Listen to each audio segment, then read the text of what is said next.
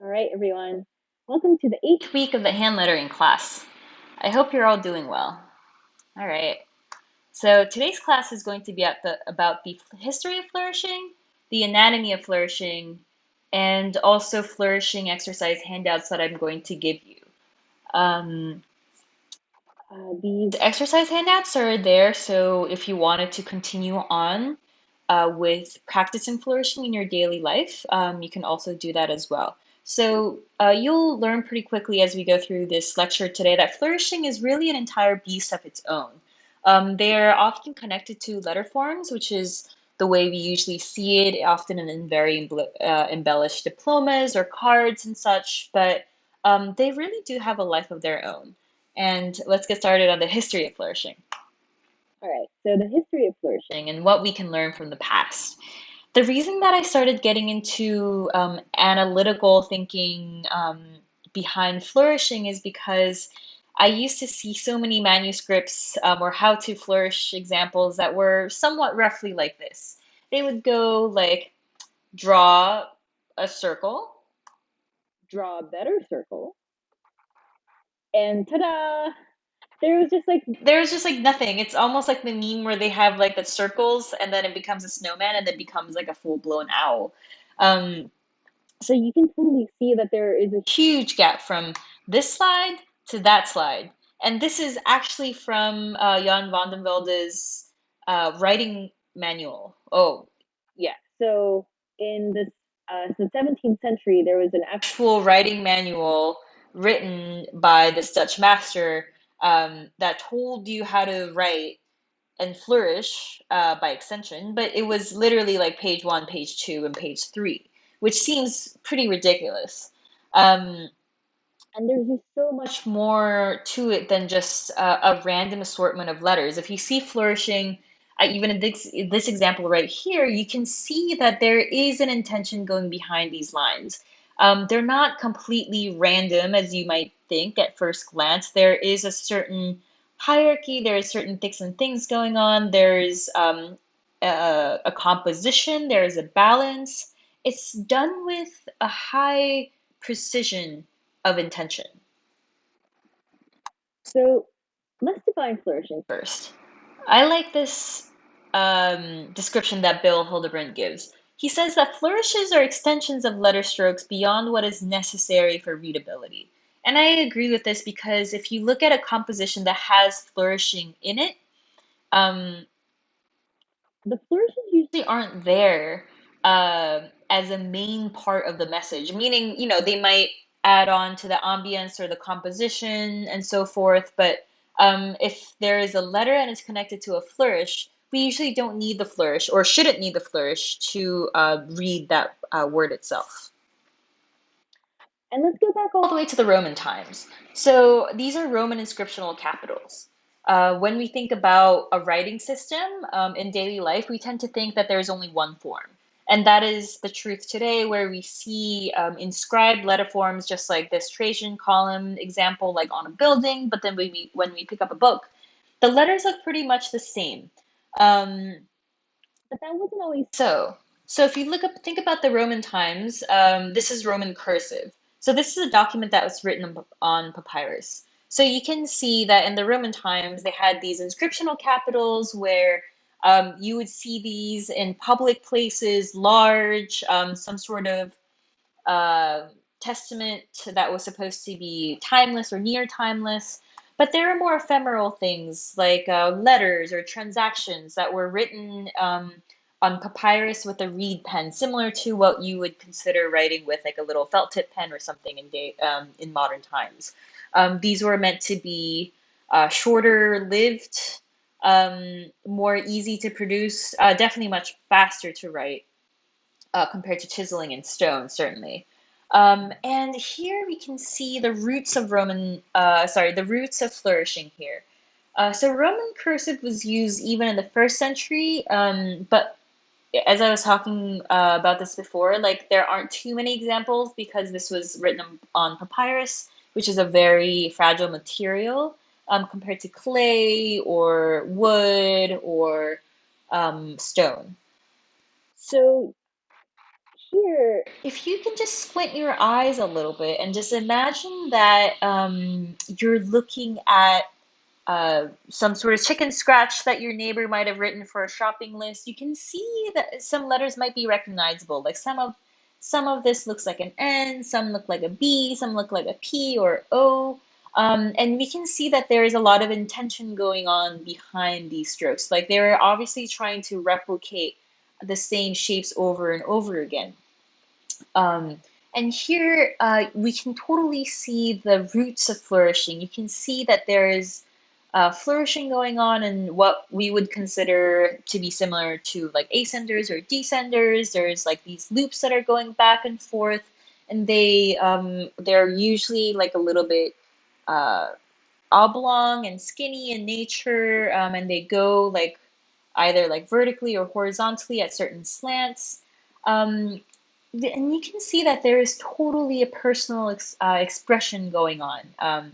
Just like when we do handwriting, there is a lot of personal expression in that list, in that written list itself. So we can see all of these things going on even in the 6th century in Roman cursive.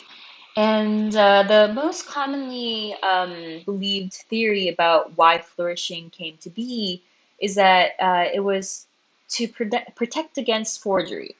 So back in the day when not a lot of people were literate, uh, they believe that like signatures, just like we do today when we're signing a signature, just to verify that you're yourself, they would use flourishing to prevent forgery on documents and so forth, and also to give the impression of grand authority in the case of like chancery scribes who would often write like the royal decree from the king or like some sort of official document from the pope, or the Duke or whatever authorities have you back in the day.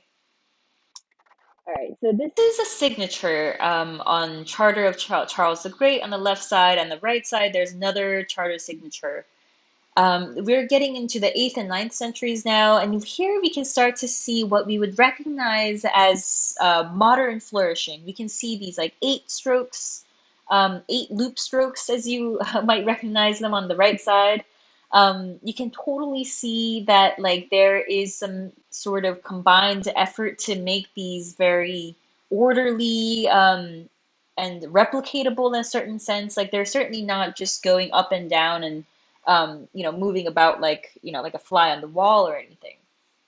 And here I must tell you that for document scribes, their concerns were very different from bookhand scribes. So we have to remember that they are scribes back in the day who are making books that are meant to be legible, readable, and all that. But there are charter scribes who are also called document scribes. They work in uh,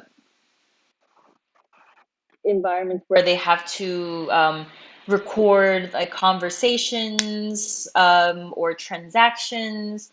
Basically, as I just said, like the document scribes made documents, and documents of their nature weren't meant to survive for a very long time, because compared to the bookhand scribes, who are usually copying a part of the Bible or something, where their work was meant to be preserved for a very, very long time, um, and also meant for hopefully a wider audience where like anyone could pick this up and then read the Word of God.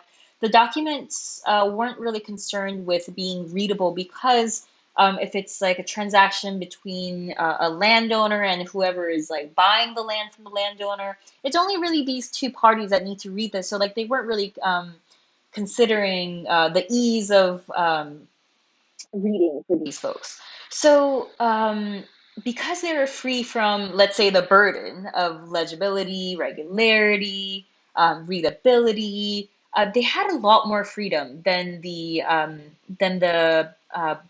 book scribes. So they had more oh, I can't talk today. Like more expression in their work, and they could write to some sort of like uh, embodiment of authority in these documents. And here you can totally see that there is a lot of personal expression going on. Like you can see, like what if you squint your eyes, it also might look like an ampersand here and on the lower side. Um, and we have to think that like these like long flourishy lines and so forth, like they're just really not that necessary for reading this charter. And you have to think that if it's for efficiency's purposes, it's probably a lot more efficient to leave them out than to have these really long elongated lines and have these really decorative flourishes. So, my interpretation is that like this has to be a form of personal expression, or at the very least, like some sort of effort to give the document ambiance. And here, I'm skipping a lot of time here. Like now we're in the 12th century, and then, on the very bottom right, there is the Book of Kells from about like the 9th century. And here we can see that flourishing. Has just so many different styles. You can see on the left side, like there's like this like serpentine S. Those are long S's, like they're like an archaic form. And on the right side, like you can see that there is this like broken decorative thing going on, and these like I'm guessing they're also long S's or L's, and then this like little flowery burst on the right column, the second one. Yeah, it's quite interesting, and much to our disappointment, or my disappointment at least, after this period of like expressionistic personal writing, the Carolingian reform takes place, and a lot of this, uh, I guess, like extra decorations sort of meet their demise. So this is Charlemagne, the Holy Roman Emperor. He comes in around the last quarter of the 8th century, and then he turns to Alcuin, who is like receiving this, like royal decree over here to reform and standardize handwriting. And so Carolingian is born. So there's a lot of pre-Carolingian hands from various different writing centers in Europe, but because they were so expressionistic in style and very different in terms of like the actual like written style, it proves hard for books to go back and forth and for knowledge to be exchanged because it's just a little bit, a little bit hard to read. So Alcuin comes in, and he and his staff try to regularize like a lot of the writing conventions. So Carolingian is popular from the 9th century all the way up until the 12th century, which is, or the 13th, I think, which is a very long time for a script to be in vogue. So here we can see that Alcuin and his staff decided that ascenders and descenders were to take up about the same amount of vertical space as the main body of the letters, to aid in legibility, which we can't dispute. And also they ruled out the use of random ligatures. And so we can see that it looks very, very modern, for a modern, for a model that was written over 100, um, sorry, 1,000 years ago. We can totally read this. Like, if you see like, like the where like the main body of the text starts on the left side, like Quem, like Const. So like that F with like without the crossbar is an S. It's very, very legible, and you can see it at a small size. Like probably you can read this even at like the video size that you're looking at right now.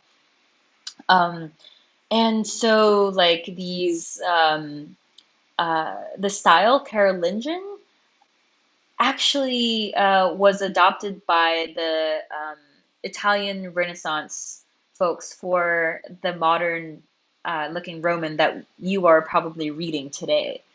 And it's amazing. I mean, there is like a certain saying that that the Italian Renaissance folks like just took this to be from the Romans by accident, and then they modeled their writing on this.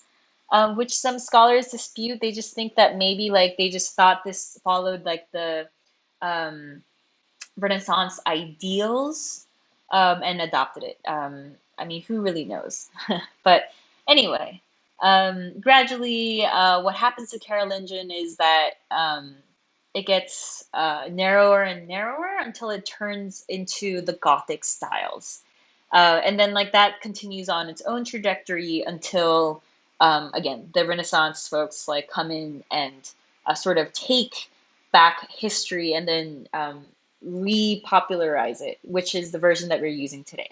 So hands don't really develop in a linear fashion. It's not like a linear progression bar where it goes from left to right and that's where it ends up. It's actually more like a tree, where like some things come in vogue, some things fall out of style, and some things get picked back up again, and so forth. All right, so this is uh, a woodcut writing manual from Giovanni Antonio Tagliente. So the first writing manual in Europe is published with Arrighi. So Arrighi's Operina is a very famous manuscript that, if you haven't seen it, you should definitely look it up. And only 3 months after the first writing manual is published, the second one comes in into the market, and this is Tagliente's, the two samples that you're seeing here. So the writing masters come into play after the invention of printing, because the scribes they were writing their books, and then the printing press in Europe comes along, and all of them are all of a sudden out of jobs. Not all of them, but a lot of them. So what they turn into are writing instructors. So like certain like scriptoriums come into play where they are teaching people how to write in beautiful hands and so forth. And so they essentially become teachers instead of being a scribe. Um, so here we can see that the style on the left side is italic. On the right side, it's closer to um, a Gothic, um, I mean, a Gothic cursive, I would say, although it's not quite connected. So a lot of these writing manuscripts are made so they could advertise the different kind of styles they could do, the most elaborate things that they could do, because it also served as a promotional piece for the students to come or like for someone to commission them for something. Um, and you can see that there's a lot of flourishing going on. So after we go through the phases of writing becoming more regularized and more uh, less flourishy, to put simply. We come back into the era of flourishing because these writing masters are trying to advertise that like this is not a printed piece. Like this is something that I have made by hand. It's custom. It's very similar to how lettering compares to fonts today. Often lettering artists want to have a little bit of um, customiz what do you call it? Like the telltale signs of customization, so people don't think it's from straight out of a font. This is definitely what's happening here because back in the day, when Gutenberg was printing with the printed press, flourishing is impossible to think of making. So with the technology at the time. So here you can totally see that they're showing off their flourishes, their freeform lines, and definitely saying like, hey, like this was originally written as opposed to being from a metal type. And here we can see that the spirit of Roman cursive that we are talking about, where like it moves left and right, it has this like free forming stroke, but it has a rhythm and a rhyme to it, sort of. It's coming back here. You can see that the influence of the free flowing flourishes are still apparent, although it's gotten a little bit more polished and considered. This is a manuscript that was written as opposed to Tagliente's manuscript, which was cut out of wood and then printed. So it's a lot more fluid. You can really see the hand in here. So this is a beautiful specimen of italic written by Bernardino Cataneo. He originally wrote this manuscript for a student, a very wealthy student, I imagine. Um, and you can see that that there is a lot of movement going on. in these flourishes, and it seems to have this impression of being a little bit spontaneous sometimes. But yeah, who really knows if this was like planned out in advance or if it was like a careful, spontaneous way of writing. And here's a charter from Spain. This is way later in the 16th century. And here at the very bottom of the manuscript, you can see that there is like some kind of crazy flourished line thing going on. This is definitely for anti-perjury. So you definitely can't forge that line ever again, or so I would think. And here's another one. So this is at the very bottom of a document where people are using flourishes to make sure you can't fill in anything else after the document has been written. So it takes up all the space at the bottom of this page. And here is later Jan van den Velde's manuscript again. So here we can see that the restraint has totally gone out the door. Van den Velde has like he has to have pre-planned these lines. Like there's just like no way this could come out of a pen straight onto a paper and then be engraved.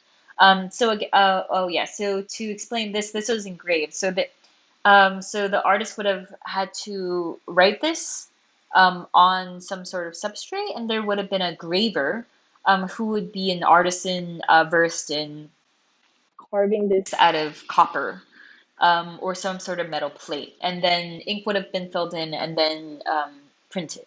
So there's also the possibility that the lines were definitely not this circular, but the artist would have been able to go back and retouch it, so to speak, before it got printed.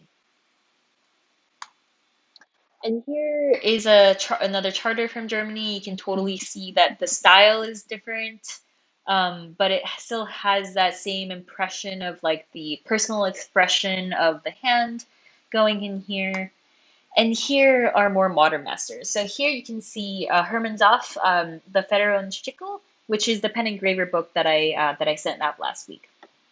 And although this is very, very, very far removed from the Roman days, you can totally see that there is like an influence of that same like free-flowing line that's happening here. And here is a much more modern piece where you can totally see that there is a lot of improvisation going on here. So this is from the 80s. So this is like technology has evolved to a point of being able to reproduce writing exactly, like imagine like a Xerox machine or anything similar of the sort. Like you can totally see the hand movement in this piece. Um, in some strokes, you can totally see that he might have stopped somewhere or like had a tiny little bit of a kink in a curve, although it's very, very slight because he's a master. And some places are a little bit crowded, some places are a little bit less crowded. Um, I mean, it's a beautiful piece, but it's really nice to see something like this alongside something like this piece over here, where it was much more carefully considered. So this was also an engraved piece where August Rosenberger carved the pieces. So Hermann Zoff would have been able to um, deliberate or modify his original sketches before he gave it to August Rosenberger. And here is Alice Coates' piece. Alice is a very, very amazing calligrapher in New York City.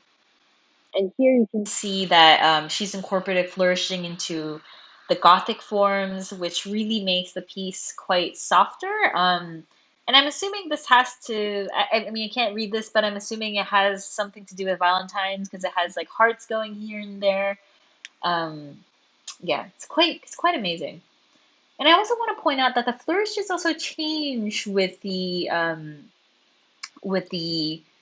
content as well. So if you see here on Raphael Boguslav's piece, the flourishes might look a little bit baroque to you because the flourishes, especially if you look on top of David E. Berlew on the very top um, line at the right side, you can see that the flourishes are very elongated, but it follows the logic of the actual letter forms themselves, which are very tall and condensed. And if you see here, Alice is using flourishing, that is the hat. Well, okay, so let me put it this way. So if you see on the bottom of um, Valentin's stag, you can see that the flourishes have very, very strong horizontal stresses, which might not have happened if this was like a copper plate or like some sort of very, very round script. So flourishing does actually take on the character of whatever letter is attached to it, is what I wanted to get across. Okay. So this is the anatomy of a flourish. If you want to take a quick water break, this would be the time to do it. Okay. So sitting your back, the anatomy of a flourish.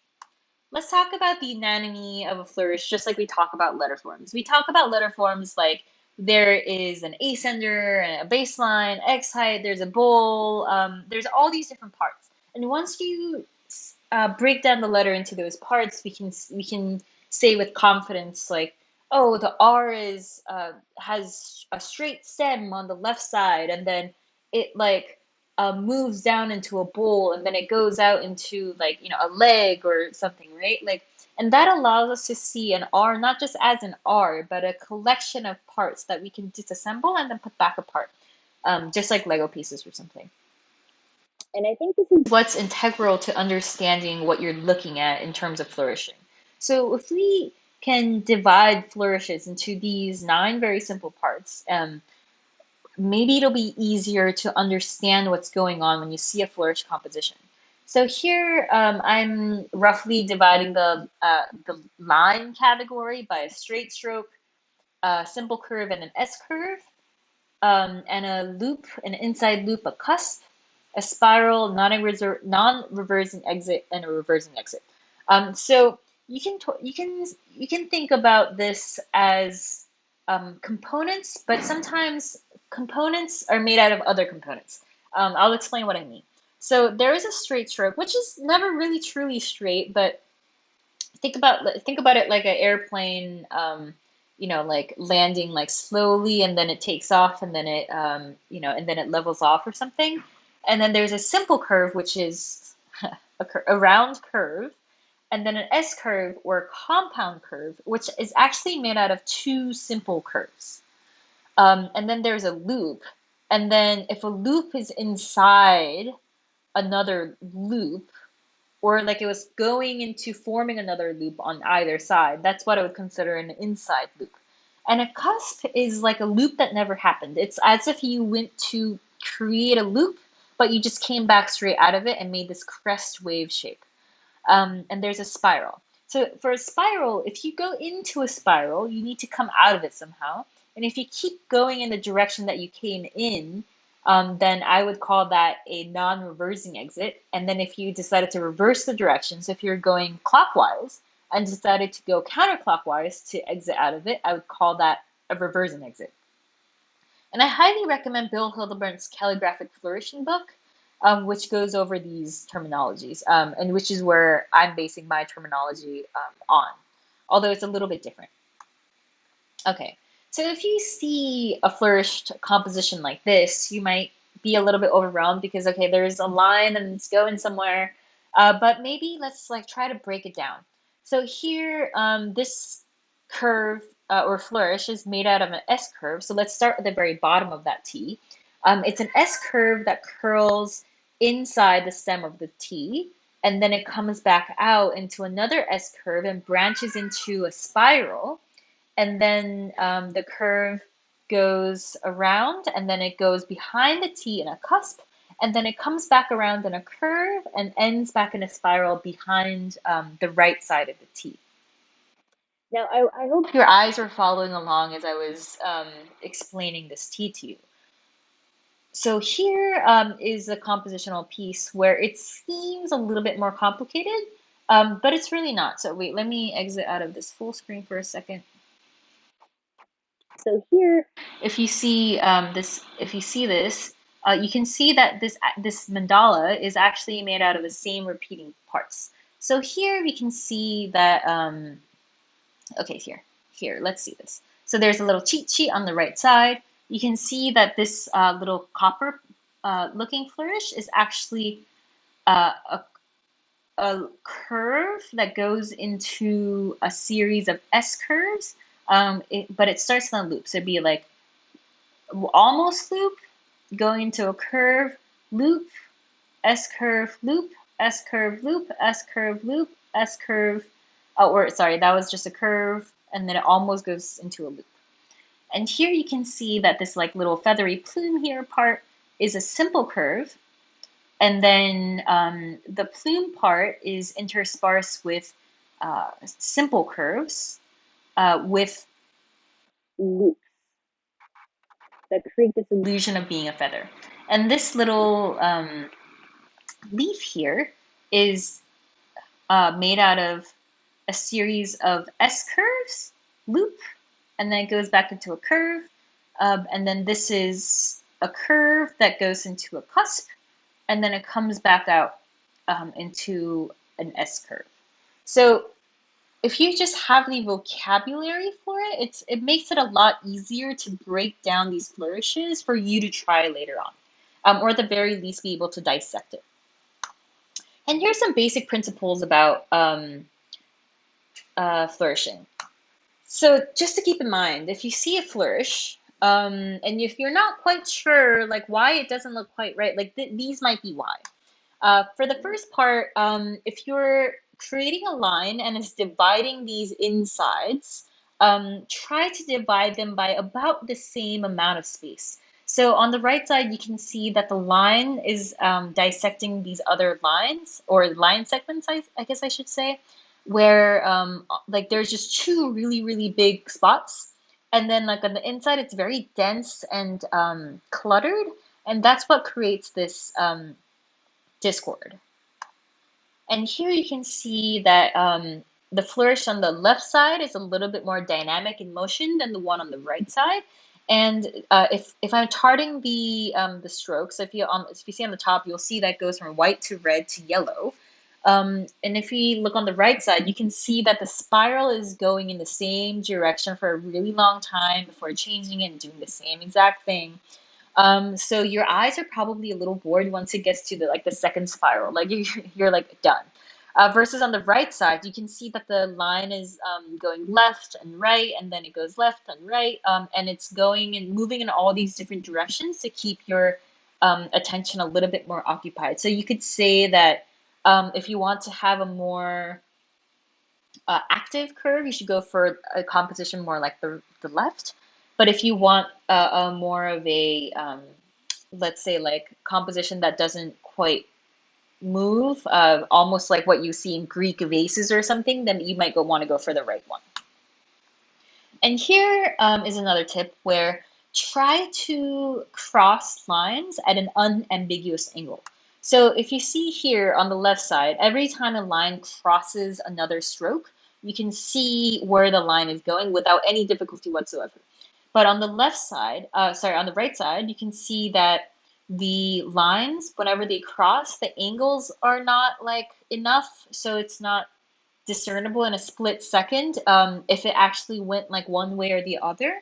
And that makes it a little bit ambiguous. And although, like, if you really look at it, like, you would be able to be like, oh, okay, well, that line goes there and that line goes there. But, like, just usually we see visual compositions in like the span of like a blink.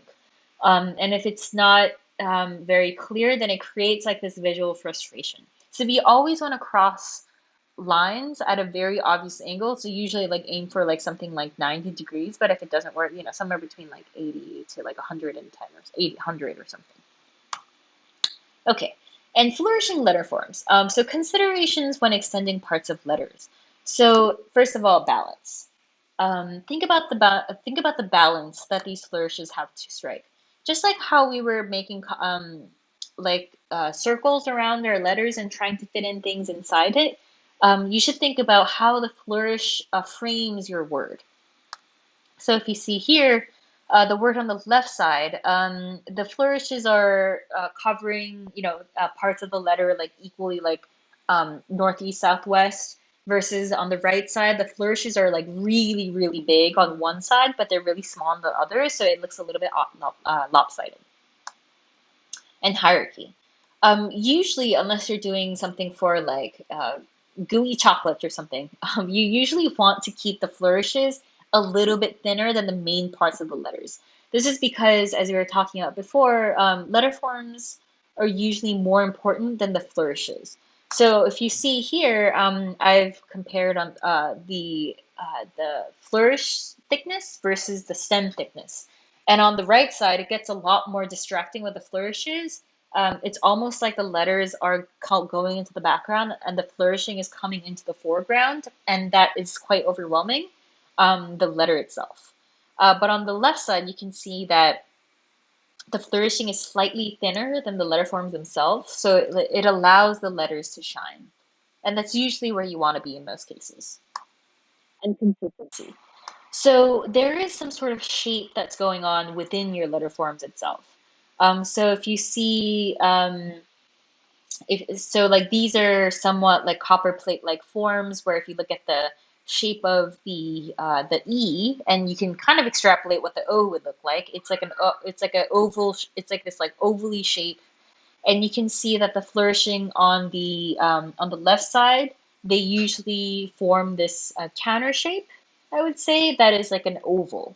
Versus on the right side, you can see that like some of these flourishes, like on the Y, they went to be almost geometric, the like perfect circle. And that's why it doesn't mesh with the letter forms and also with the other flourishes. And you can sometimes get away with using like different kinds of flourishes. Like for example, um if like the on the right side example, like if I had used like a geometric circle flourish on the H, it might have been okay. Um, but yeah, at the very least, you definitely don't want to mix flourishes that have a different shape relation. Harmony with letter forms. And so, like, this is what I was talking about earlier, where if you have a sloped letter form, the flourish comes out of those letters. So it's only natural that the letter forms like have uh, the flourishing and the letter form has the same slope.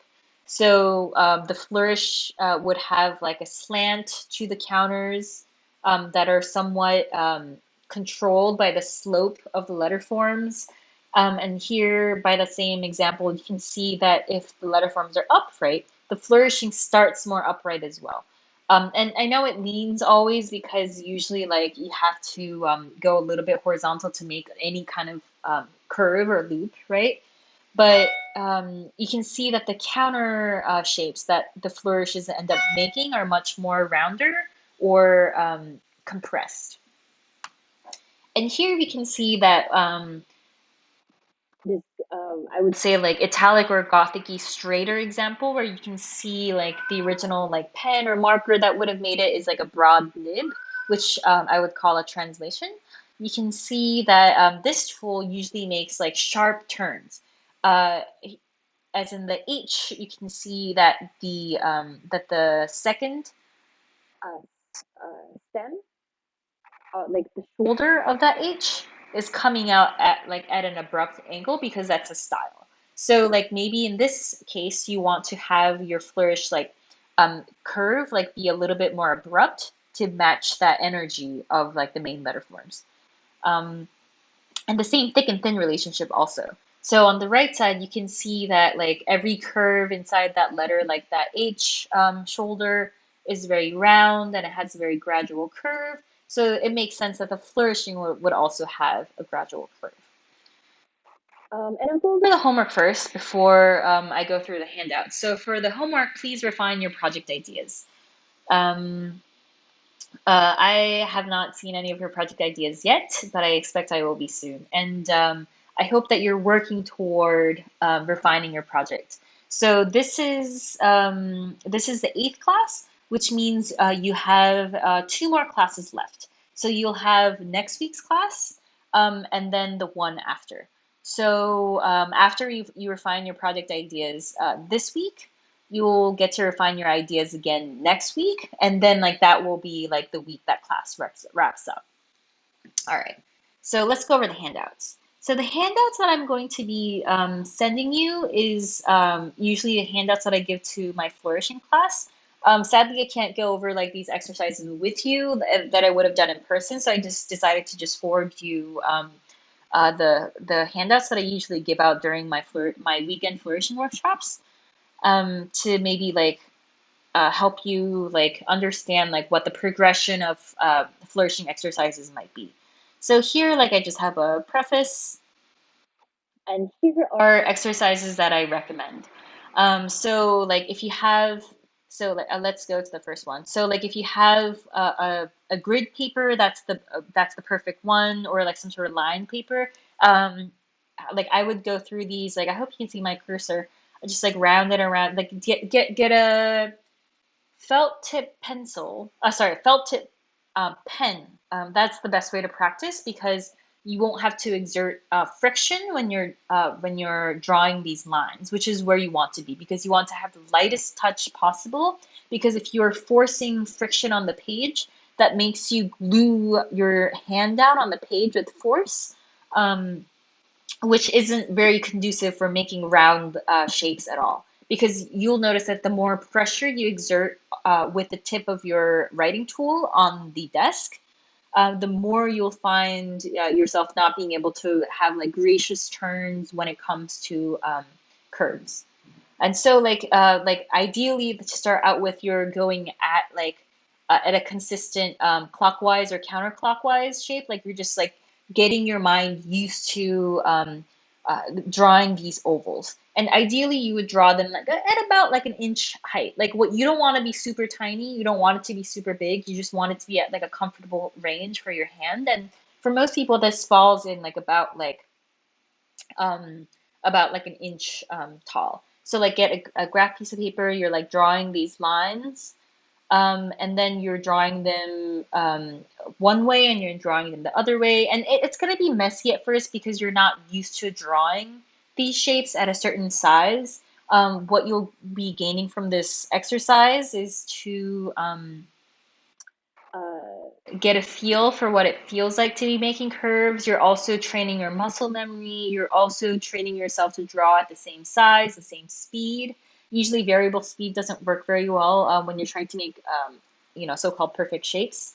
And then after you're doing a row of them, you'll do the same thing, but stay in the same spot. So you'll be drawing ovals that are going clockwise and counterclockwise. And you'll make a row of these, and ideally, after a few pages of this, like you'll gain your circles will look a little bit, your ovals will look a little bit less hairy and a little bit more of the same continuous uniform shape.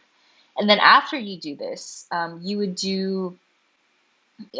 draw these lines that are going forwards at a certain pace. So you can see that I'm always trying to divide these circles at um, about like a half to one third, same in the other way, and then gradually like trying to space them out at the same time at the same amount, and then these like eight shapes. So these are two circles that are put together, and then the same idea. So you do it in the same spot over and over, making that figure eight shape.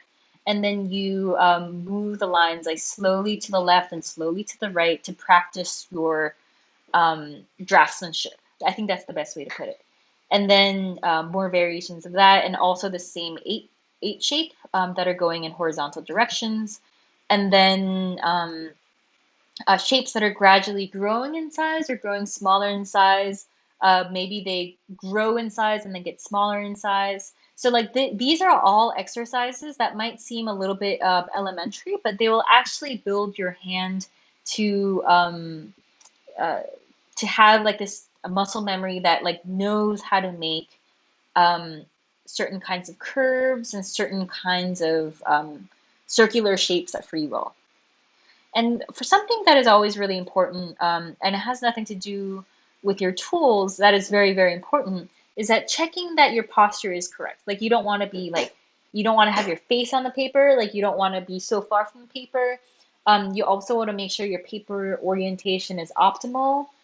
Just like when you're doing the Carolinian exercises in the first 2 weeks, like sometimes that tilt of that circle isn't happening, and that's only because maybe you just need to tilt your paper.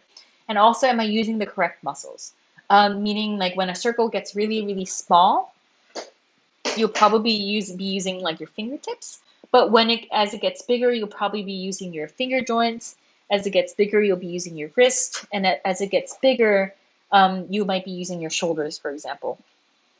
What you want to do is use the biggest group of muscle available to you.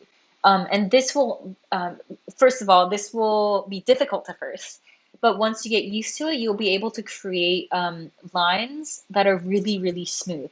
Because the worst thing you can do is always default to, let's say, using your fingertips or like, let's say, using your wrist. That's the common problem people have. If you are writing and you're always anchoring yourself down onto a wrist and you can only draw the size that your wrist lets you, like you will never be able to draw something that is like much bigger with ease.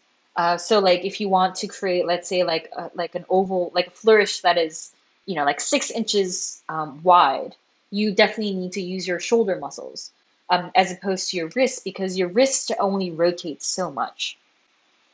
And then also like just double checking that my shapes are consistent and my speed is consistent. And then of course, like here's a review of the curves. And to generate curves, I call them generating curves. I always try to make a little bit of a game to myself to make flourishing. Because often like when you're trying to create flourishing, you always end up with like, what do I do? Do I just draw a line here? And that's not a very conducive way to making anything. So I always give these parts like some sort of like numbers, like maybe like all of these are numbered like 1 through 9, and then I always do these exercises, when I'm bored or have free time, where like I'll just say to myself, combine like 3 and 5 and 9, and then I'll combine them. So here you can see that I'm combining an S curve with a loop with a non-reversing exit. And so like I'm giving myself these three components to generate new things over and over again.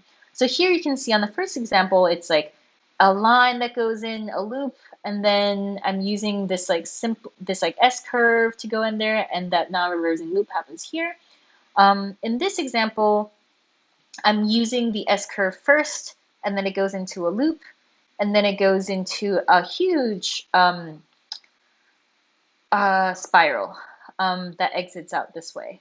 And it also crosses over the original line.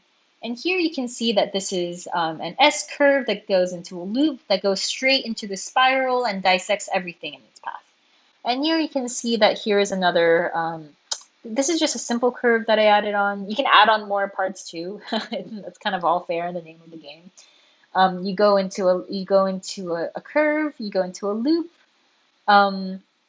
Oh, sorry, this is actually turned into a spiral, and then it ends and then goes into an S curve, and then it goes into a loop. So this is just like combining the same exact three shapes, just in different ways and shapes and forms and orientations. So like there's going to be like almost infinite amounts of variations that you can do with 3 parts. But to start with, I recommend doing like 2 parts to start with. Just do like an S curve and a loop and see what you can do from there. And then if you're stuck, like try like switching up these things. Like try changing the orientation, try changing the size and hierarchy, try try changing the order of them. And then if you're feeling really ambitious, you should try combining this with type cooker challenges. Like so you would have like some kind of letter from type cooker if you remember like typecooker.com, remember these? So like if you got like this recipe, and then you combine it with like a certain sort of like flourishing thing, so it's like a flourishing cooker versus a type cooker, that might be a lot of fun. And then the rest of the handouts are just well, I mean, okay, so like most of them are examples that you've seen during the lecture today. And then the last 2 sheets are like cheat sheets. So like here are like my little cheat sheets about like what flourishes can you do for letters. So here you can see like this works well for lower right of ADIKLMNR blah blah blah. An ascender flourish works well for these letters and so forth. So you can imagine that there's no P here, but you can imagine that it can be this sort of flourish can be used for a P. So I've like made a little cheat sheet for about all these like lines that you could be doing just to get your ideas working. And sometimes like we get into like tricky words that where like letters aren't quite what they should be. So The second page is more like it is actually full of things that maybe is questionable, but like here. So these uncommon flourishes, like the T can have a flourish that goes on top instead of crossing over here. The O can have a flourish like a little tail or something. But here, see, this is the warning. Should be used sparingly and only if necessary. But the rest, like so, these S flourishes, these descender exit flourishes, like they're for a game. And then the last page, I have a lot of different resources that you should check out if you are interested in this stuff. I highly recommend Bill Hildebrand's Calligraphic Flourishing. And Donald Anderson's book is really good for history. Yeah. Um, and a lot of the flourishing history I pulled from Lettering is Drawing from Nicolette Gray's book. And I saw that Kelly posted on our Google Doc that it might be great to have like a historical overview of hands. So like I'll be trying to do that for over the next 2 weeks. Okay. So I hope you're all staying safe and sound, and I'll talk to you later on the group chats. All right. Thank you for listening, and I will see you next week.